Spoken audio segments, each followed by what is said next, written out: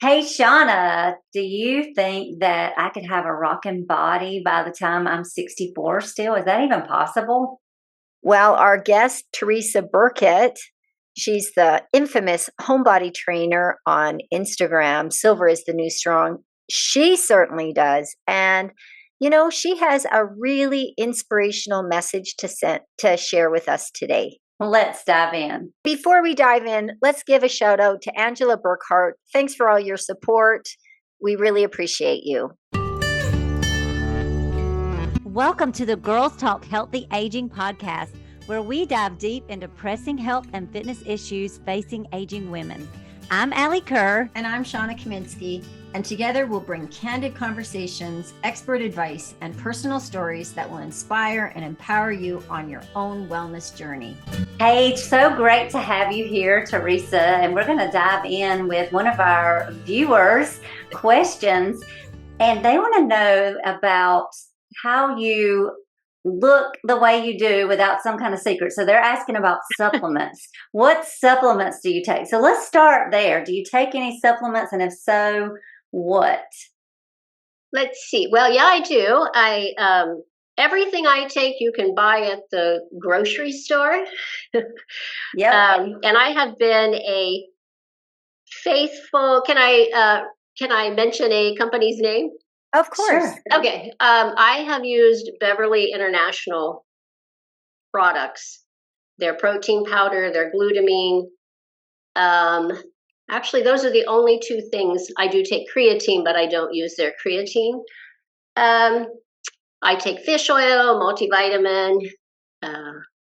So yeah, that's pretty much Nothing pretty really much fancy. nothing Basic. fancy, and everything you can buy at your local grocery store. Yeah, but I like their protein powder and been using it for over 10, 15 years now.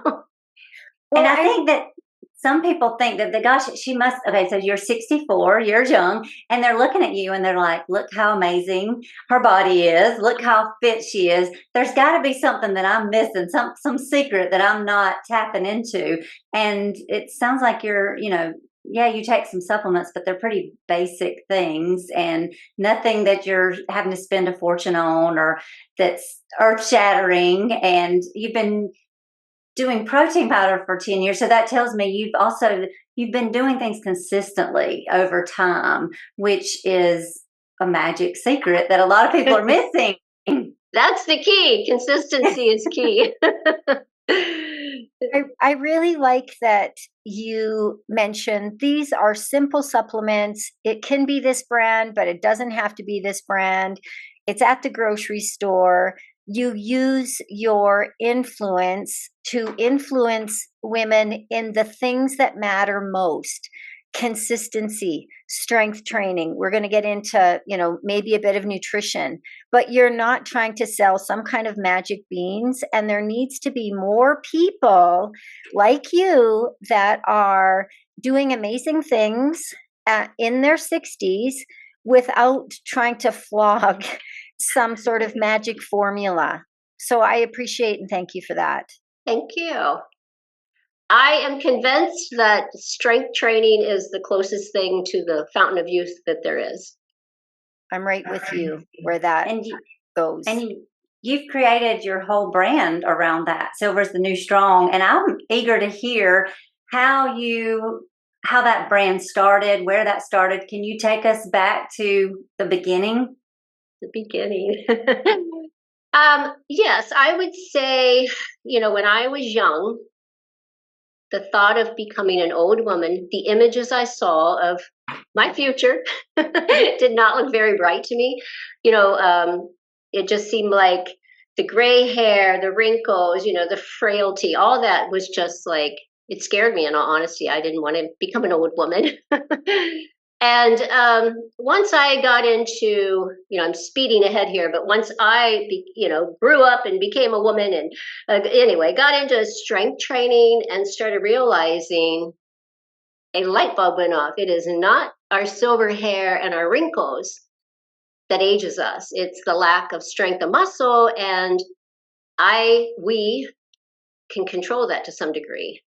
And so that is how Silver is the New Strong came to be. And I thought, I want to get that message out to everyone, especially the younger girls, that, you know, it's okay to, as a matter of fact, I feel like we just have to change our perception. Because right now, I think, you know, we look in the mirror and we say, oh my God, another gray hair is coming in. And look, I got another line on my face. And instead look in the mirror and go, you know what? That doesn't look that bad. You know what I mean? And just accept it and embrace your silver hair and your wrinkles. You know, you've earned them. And there's nothing wrong. I'm not against coloring your hair, or, you know, my daughter's an esthetician. I'm not against, you know, looking your very best. But I truly believe we have to quit working out to be skinny. We have to work out to be strong, and eating the same thing, eating to be strong and healthy, not skinny. So I got off track somewhere, but that's how silver, you know, and I just get so excited about it. I just Absolutely really want all the younger girls to not fear getting old. Actually, it's a blessing. It's a gift to age. So can you give us a bit of background as to how you found fitness? Like, when did you get into the fitness game? What were you in sports? What was your history as far as fitness goes? I was never an athlete in high school or anything. I would say, you know, when my kids were young, we had a swimming pool, and I would, you know, do my little treading the water and things like that. So I was always kind of a little bit conscientious of being healthy, I guess. Although I used to be a smoker, quit that. That was the hardest thing I ever gave up 30 years ago. So yes, I definitely was not always fit and healthy.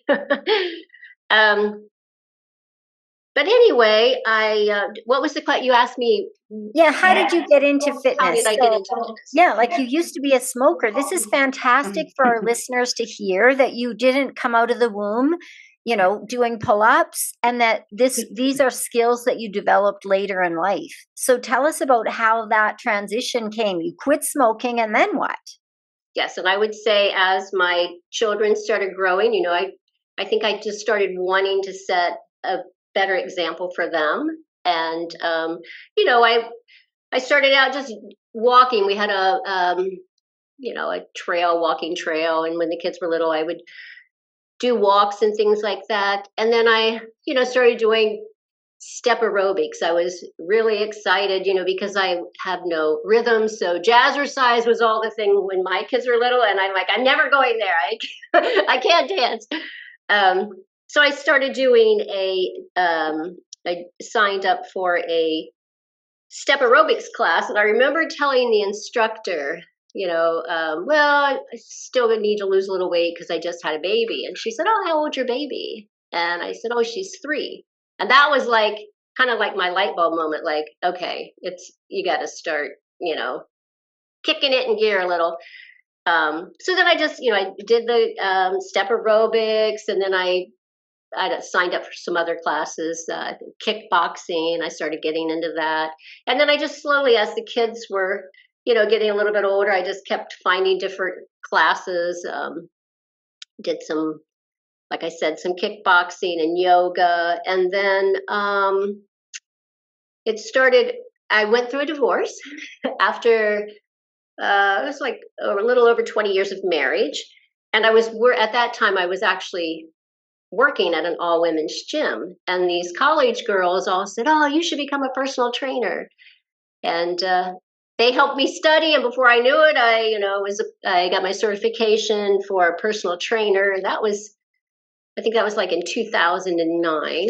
So, and it just kept evolving. And then I was flipping through an Oxygen magazine while I was on the treadmill and saw a figure competitor. And I knew nothing about that, but I was fascinated. I thought, I want to do that. I want to be a figure competitor. Mentioned it to my daughter. She knew someone who knew someone that put on local small shows. And before I knew it, you know, I think I was 51 when I kind of started. I think it was 52 when I actually got on stage, if I got those ages right.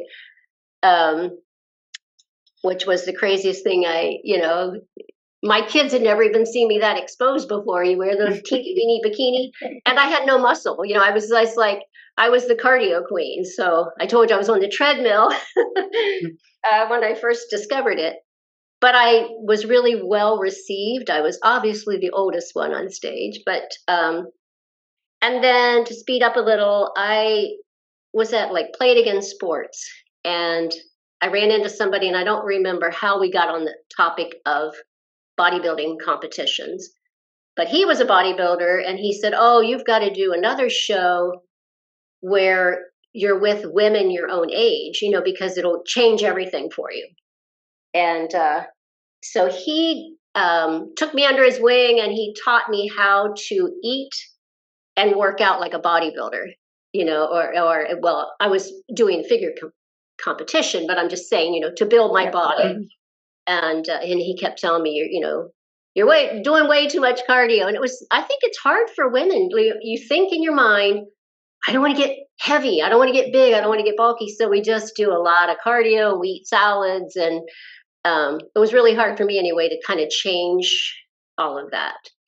And so he taught me how to lift heavy. You know, before I did a lot of boot camps, light weights, you know, those kind of things, hit all that stuff.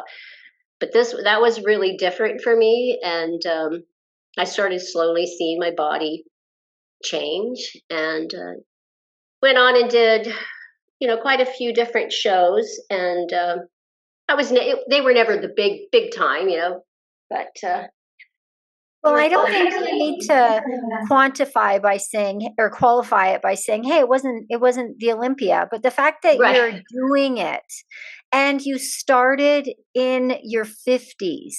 So I think this is important for women to hear, because, you know, not everybody wants to get on stage, and that's fine. But women need to hear that in your 50s, you can pick up a weight and transform your body. You can gain muscle and health and bone density and strength in your 50s and look different in your clothes, look different naked in a mirror, and you never have to step on a stage to make that happen. So I think that's the big message that we want to drive home, that you didn't start, like I said, you know, born with all these muscles. These developed quite late in life. So that's amazing. Very true. Yeah. Thank you. Yeah. And we all have these eras of our life. You know, you had the kickboxing era, the HIIT era, the walking era, and then you got into the strength training. And so that's what's fascinating, is that, you know, you didn't really start in your 50s. That's when you started strength training, but you really started getting into fitness earlier. So this has been a long process with different eras throughout your journey, which we all have. And one thing that I think that we don't recognize, if we're just scrolling through Instagram or some of these things, and we see someone like a Teresa or like a Shawna or like myself, is that, you know, even though, yes, you know, to Shawna's point, like, you didn't start with these muscles, but all of us have been fitness competitors, all of it at some level. And I think that we would be remiss not to point that out too, that sometimes when you're scrolling and you say, oh my gosh, look at her body, it's so amazing. Like, we have taken this fitness thing in certain eras to a high level of training and dieting, nutrition, that the average person is probably may not aspire to, may not do. So having realistic expectations about kind of, what if I am just starting and I don't want to get on stage, you know, I might not look like Teresa, but, you know, I might, I'm going to feel better. I'm going to be stronger. I'm going to be more capable. So, you know, kind of having the correct expectations for what we do want to do, where we do want to take this, and where we're at in our eras. So, yeah, I just wanted to kind of clarify that, because you have taken your fitness to a competitive level. Yeah. So it's not just like I'm scrolling, I'm like, oh, she started doing some strength training and look at her now. Right. It doesn't work that way. Yeah. Consistency. That's it. I always go back to that. The time you've put into that. This is years. This is years. And that's another thing that I know that Shawna and I are always really wanting to get across to people is, you know, this is not a quick fix or a quick change. that this has been something you've invested a lot of time and energy into your nutrition. We haven't even really gotten into nutrition yet, but your fitness and your nutrition. So I want to hear about the social media aspect. Like, how did you become this, person that people are now recognizing on social media, Teresa? That was so crazy. So I have my own gym here. My husband built me this gym in my home, and before that, I would see clients, and I went to different people's homes and all that good stuff. And when COVID hit, I quit seeing clients, and some family and friends said, "Oh, you should put some stuff on Facebook," because I was on Facebook. And I did a few little things, and then they all talked me into getting on Instagram, and I was petrified to get on Instagram. I was like, I didn't know anything. It's just like, oh my gosh. So anyway, I got brave and I did it. And I have immediately, I just felt like everybody that I corresponded with was so nice. And I'm like, oh my gosh, I thought this was going to be terrible. But anyway, I put out a couple videos, not workout videos, just kind of inspirational, I guess. Here's me, whatever. I can't even remember the very first video. But shortly after that, one went viral. It was like 59 million people. And it was abs of steel at 62. And I was blown away. I was just like, oh my gosh, my phone. I was getting ready. I was at the Arnold pump and run with a friend. And I kept saying, my phone, it's like, it just keeps making these noise. And she's all into marketing and everything. And she said, what's happening? So anyway, that's what was happening, it was blowing up. And so I didn't even know it was happening to my phone, but. A happy accident. Wow. That's amazing. You weren't even trying. Wasn't even trying. No. How has that Actually, changed? I was like, oh, go ahead. I'm sorry. Oh, I was going to say, how has that changed, your life, or has it?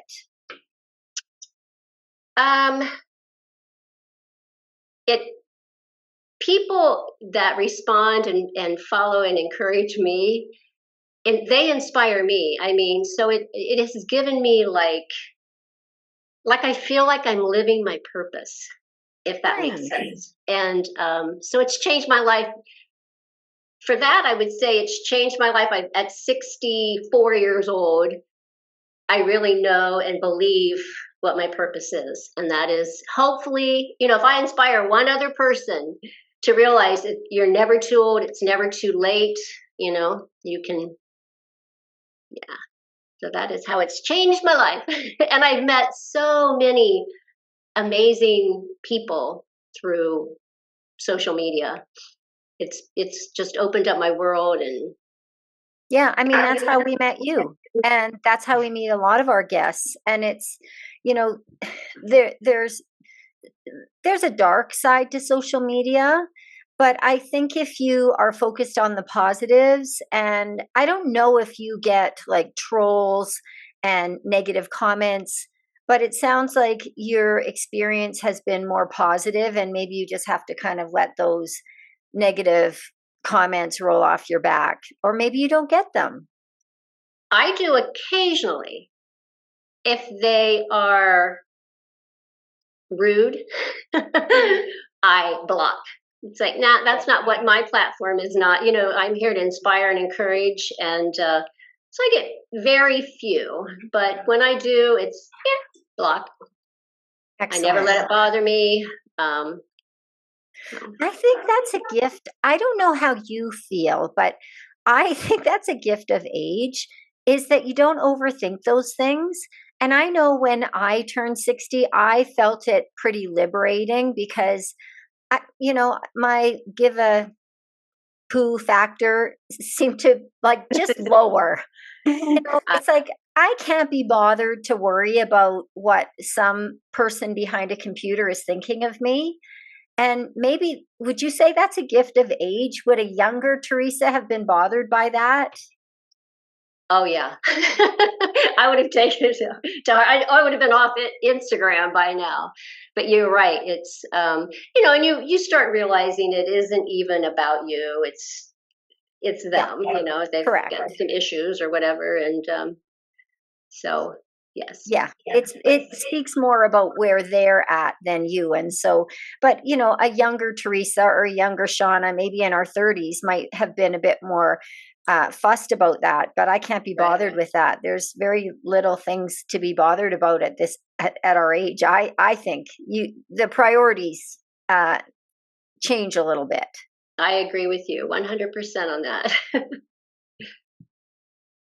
If you don't mind, let's dive into a little bit about food, because I know people are going to want to know. They're like, again, what is the secret behind the woman that looks this amazing and has this amazing 64 years young body? So tell us a little bit. What can you tell us about your nutritional habits that you've had maybe for a long time?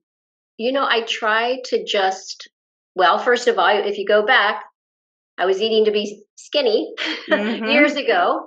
Finally got over that, and I choose to eat to be strong and healthy. And I don't limit myself. Nothing's off limits to me, but I try to use common sense and moderation. Now, when I was competing, a whole different story. Or if I'm doing a lean out, like sometimes I'll just say, I think we all let the fluff get on, 5 or 10 pounds. And I try really hard. I have my number on the scale. When I say, whoops, we're going up a little high, then I do, start measuring and weighing everything. But other than that, I focus on my protein, and I try to make sure I'm getting enough protein, which usually I'm not. Again, if I were competing or doing a lean out, I would be track. But while I'm, just everyday maintenance, I just try to, kind of eyeball, make sure I'm getting adequate protein, about a gram per pound of my body weight. And the carbs and the fats, I just kind of let them fall where they may. I don't really focus much on them, but I do try to, for the most part, I don't eat all the cakes and cookies and all that stuff, but I don't want to say I never do, because I do, if there's a birthday party or whatever. But overall, I would say I eat pretty healthy food, and I do like to have my red wine. So, and well, I love this because it's just balanced. It's not over the top. You're not depriving yourself. You're having a piece of birthday cake or a glass of wine. And when you're at a healthy weight, that's what you can do. And, when you're looking to get to a healthy weight, you still can do that. You just have to moderate calories, or just keep an eye on calories, which is probably what you do when you do what you call a lean out. Right. You just cap your calories a little bit, dial it in a little bit, maybe get into a small deficit. But I'm guessing that you don't go on a huge detox or switch to keto and cut out all carbs. Like, it's all balanced. And I think while nutrition is not a one size fits all, it's a choose your own adventure. But for the most part, most people are going to do well on the things that they enjoy eating, with the caveat that, not like you need to have adequate protein, and you just can't eat all the things all the time, but you can eat all things. Right. So I really love that, you're just preaching this sensible approach, because this is what you've probably done for a very long time, and I'm sure what you'll continue to do.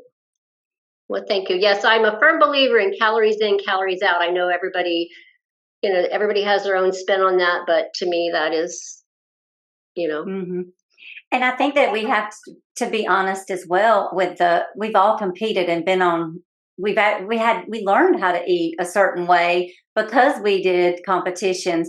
And so when Teresa says I prioritize protein, like, I know what that means. Shawna knows what that means. And when Teresa says I have cake sometimes, I know what that means and what that looks like. And Shawna knows what that means.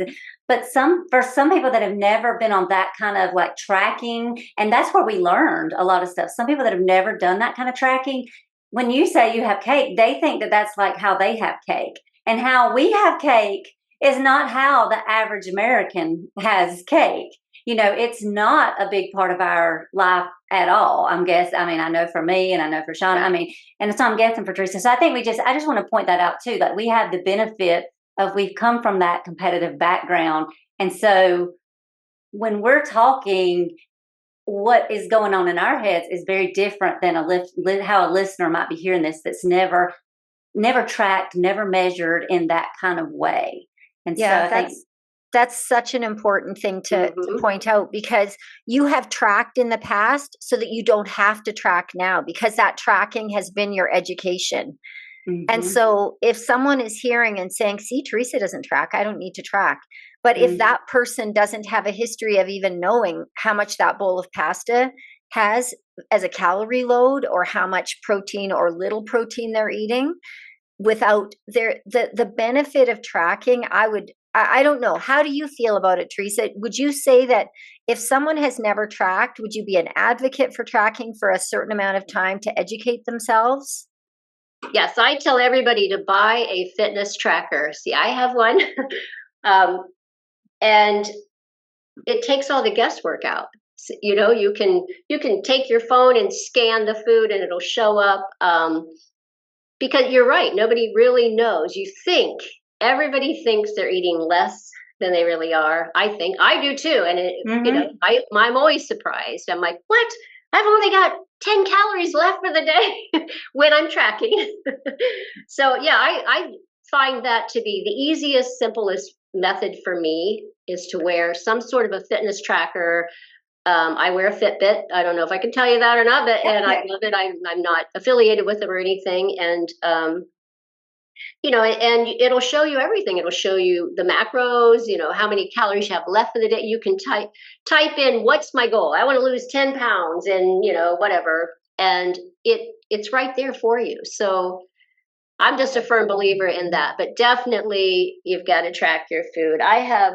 When I would do competitions, and again, if I want to lose 10 pounds, I not only track it, I write it down, because I want to see it. And I like to go back. I have, notebooks of when I first did them, and I could see, wow, it took me 3 weeks to lose that 3 pounds. And so it's really helpful just to write it down, and you can keep those and look back. And we even go back to that, because I heard you say that you go to that when you're in your lean out period, you go back to measuring. So we all know how to go back to that if we do want to tighten things up. Things are getting a little out of hand. So those are advantages that, I think it's good for us to just make people aware of, that whole tracking thing. Yeah. Because what gets measured improves. And there's a natural increase in quality and quantity of food. Even if you don't have a coach that's helping you with that, if I'm going to track this Oreo cookie, once you put it in, you're probably not going to eat the whole bag. Right. So if you make a promise to yourself, hey, I'm going to track everything that I eat for the next 3 weeks, most people's quality of food will improve. And that's a first step. Did you ever have, you mentioned the fellow you met at the sporting goods store or whatever that then held your hand. Was he sort of a coach that kind of helped you with once you got into the weeds a little bit, once you wanted to dial in a little bit further, did you have a coach that helped you? He basically just, like I said, taught me the important moves, lifts, like, putting the bar on your back and squatting, the deadlifts, all that, and how to eat. Like, he didn't create meal plans for me or anything like that, if that's what you mean. He just kind of taught me, you've got to up your protein, and here's some good protein things. And then I reached out. I think on this very first one, I think he connected me with someone else who gave me basically a very cookie cutter, you want to do your first figure competition? It was just, eat this amount of tilapia, this amount of broccoli. It was not really designed specifically for me. And I followed that to a T. Like, it was just like, I can't even look at tilapia anymore because I ate it. It was like, it was like, this is what the meal plan says. And I've learned a lot about that too. Like, that was literally just a cookie cutter meal plan that you could find off the internet, and I just followed it. Since then, I have learned through my educating myself, as well as, just talking to other people, but I've never really had, if that's what you mean, like a nutritional coach. Yeah. This guy helped me, like I sasaid, make better, healthier. I was already eating healthy, but he helped me understand, you got to eat more. You've got to eat this. You've got to, your carbs, all those things are important. Carbs are not the enemy. Unless they're cakes and cookies and ice cream. And well, I think the point is just having some direction. You needed that direction. You were coming from a point of education that a lot of people aren't. So I'm just saying that, it's funny because, we eat from the moment we're born. And yet we can be 50 years old and still not know the best way to fuel ourselves. And so sometimes getting those outside eyes or outside, whether it's a coach, whether you're reading magazines, whether you're self-educated, it doesn't come naturally. You have to learn somehow. There has to be an educational process. Yours was such that this person pointed you in the right direction. You had come so far and then they pointed you in the right direction and then you went a little bit further. But Alli and I are big advocates, and I'm sure as a coach yourself, you are an advocate for people. You can't see the whole picture sometimes when you're inside the frame. So having those outside eyes can kind of show you to where your weaknesses are. Because I think a lot of women are just trying too hard. Like maybe they're just cutting calories too much, or they're doing too much cardio, or they're not doing enough strength training, or and so sometimes a little direction which is probably what you provide for your clients. Right. And I agree. And I don't really see clients anymore ever since the whole Instagram thing. I'm just kind of full-time influencing, I guess. I don't know. But yeah, I think keeping track of your food and all that, it keeps you accountable. But I also feel like, it's a little bit intuitive if you think about, like if you were to be really honest with yourself, we all know sitting there eating a whole sleeve of Oreos probably isn't healthy. Yes. So I think sometimes you just got to kind of surround yourself, maybe change your circle of people who, if they're saying, oh, it's not going to hurt you, that's not bad. We all have those friends too. Do you know what I mean? So I think you do. I think deep down inside, we kind of know. Well, we all know that it would be better to have an apple than a donut, and that we don't need that full bag of chips. Like you're right. In our gut, we know that. But I think a lot of people, they mindlessly might be eating that and then thinking they're broken. There's something wrong with their metabolism. But they're not, because they're not keeping track of, they're not really paying attention to maybe how many steps they're getting, or like how few steps they're getting, or how a handful of Skittles from an office desk is adding up over the course of a week. It's like these small things that if you kind of just nip those things out and maybe add a few more steps and maybe add 2 strength training workouts in a week, that can just change the path of your health. It's not big things, right? But you're right. It's like some things are intuitive, but the accountability and the building the awareness of those things is really important. Right. I agree. Teresa, tell me how strength training, how is that? I know that you said that you found it and, you see it as the biggest thing as far as like anti-aging, but as far as like just mental health, your mood, do you find any benefits, and what is strength training? How does it help you in your daily life? I would say it is my therapy. Yeah, and not just strength training, but the whole package. Yeah. But yes, definitely the strength training. And I will say it's helped me. I'm proud to say I'm 64. I don't take any prescriptions. I go to the doctor and they say, whatever you're doing, keep doing it. And a lot of people, I have arthritis. I've had arthritis in my neck for, I think it's been going on for, 10 years ago is when I was diagnosed, I think, in my hands. And, I want people to know that. I want people to know that when I get out of bed, I'm stiff and achy also. but I just, once I come down here and I start moving my body, and everything just starts feeling better. And I'm good at listening to myself. I know what my limits are. And so yeah, I would say, I know from my doctor, my bones are stronger or strong. I have strong bones, and just like you said, my mental health. I mean, some people that know me would think I'm crazy. I'm just teasing. I do think it helps a lot to, with my mental state of mind. When we were going with COVID and all that stuff, I mean, remember back then it was just like, oh, everybody was wash your food, do this and do that. And thank goodness I had this little sanctuary.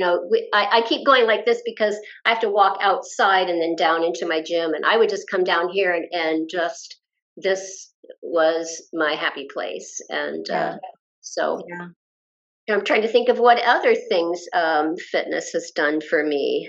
Well, it's opened up a door too for meeting all of you and everybody on Instagram and all of that. So just important. It's so important. I don't know. I can't stress enough to everybody that we're so much stronger than we think we are. You think when you're 30, it's pretty much going downhill. By 40, you might as well forget it. And it's so not true. I have that big thing on my wall. The body achieves what the mind believes. And you've got to believe it.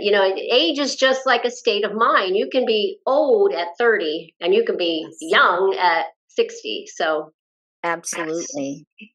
What is the influencer life? You said now you're not seeing clients, you're doing the influence life. So what does that look like? What is the day in the life of Teresa now? I just, I get so excited. Like sometimes my brain's just going, oh, I can't wait to, get down there and make, I don't know if you've seen my old lady skit. Yes. Yeah. And it's funny because my daughter was the one that said, you should, dress up like an old lady and then come out and, be some badass or something. And so that, because I was thinking back, how did that even start? But yeah, so anyway, so I get excited and, my brain will start, oh, do this video or whatever. What was the question? How has influencing helped me? Well, just what that looks like for you. Yeah, what does your day look like? It looks like my brain just goes, and I just, I just come down in my gym, I do my workouts too. I do. I just don't focus on those, but I definitely put that in. That's, to me, that would be boring for people. Not everybody wants to watch you. Oh, here I did, 5 bicep curls or whatever. So I do all that, but then I have fun and I, play on my pull-up bar, and I have my husband put a pull-up bar outside. We live in a little cabin in the woods, and so I have a pull-up bar out in my woods, and I have a rope hanging from a tree that I can climb. And so that's the day in the life of this 64-year-old influencer. I just play all day. But I love that you say that the things that you do that actually get you to where you are, the boring things that people probably wouldn't want to watch on Instagram or TikTok. It's just the things that you do, probably standard workouts using your muscles regularly. Right. And that's not the stuff that's made for, we see things on, again, as if the average American is scrolling, they think that that's how you get fit, is doing whatever they see you doing. But that's not, it's the boring stuff that you do consistently over years that's what gets you to look the way that Teresa looks. Right.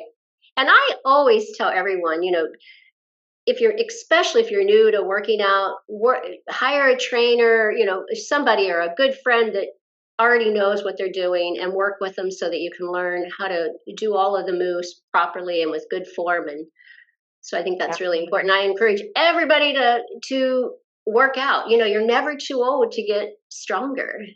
Never too young. Well, maybe. Maybe a little bit. If you had a wish, Teresa, maybe you've just said it, what would your wish be for our listeners? For your listeners, I would think, let's see, I wish for them, well, first of all, I wish for them to have a strong, healthy life, and to, just embrace the aging process. It's a gift. Don't fight it. Just embrace it. Embrace your grays. And I would wish for them to eat to be strong and not skinny. Nice. Yeah, I would concur with that, in that, I'm 61 now, and aging is a gift. Not everyone gets to be our age, and it's never too late. Get moving, do something that you love, and get some guidance doing it so you stay healthy in the process. And my wish would be that we do the boring stuff, do it consistently over time, and that's what's going to work. Thanks for listening. You'll find me, Alli, on Instagram at Alli Curve Fitness. And you'll find me, Shawna, on Instagram at Shawna Kaminsky. Feel free to pop us a DM with questions and or feedback. If you're enjoying the Girls Talk Healthy Aging podcast, please subscribe and share it with other health-minded women. Ratings and reviews are also much appreciated and help us get our message out to a larger audience. Until next time, be healthy and be happy.